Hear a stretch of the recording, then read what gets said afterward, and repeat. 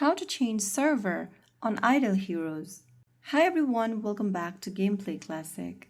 If you are trying to switch accounts, fix lag, or starting fresh in Idle Heroes, then you can easily change your server within the application. First of all, launch open Idle Heroes game on your device. Once you're inside this lobby page, go ahead and click on the menu button at the bottom right corner right next to the hero button. Tap on it and click on Settings. Inside the Settings menu, click on Server from the bottom right. Now you'll be able to see the list of available server options. On the left, choose the server you want and then click on Confirm. Remember that the data is not shared among servers. Confirm the server you want to switch to and the game will restart, and then you'll get to start the game from the beginning. Test different strategies or even play alongside different players across servers. Just go through the tutorial and try with a different strategy this time, and you might have a different experience this time again. So that is how it's super easily done.